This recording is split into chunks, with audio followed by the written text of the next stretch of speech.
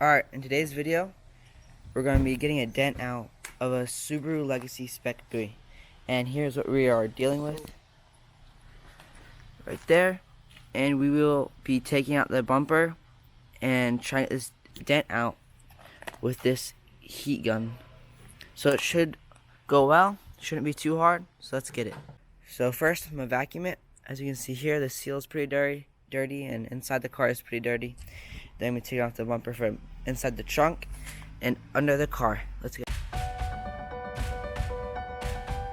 I really have no knowledge about this, but let's get it. Let's take off this rear bumper.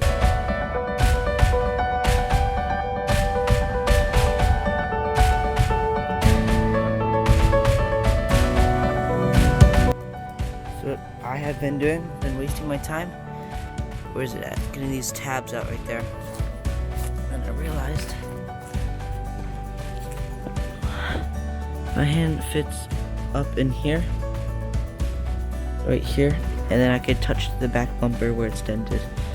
So that's what we're gonna do. We're gonna heat it up, get a welding glove on, and push it out. Hopefully it don't melt any paint. So let's get it. So now, heat gun, extension cord. Plug it in.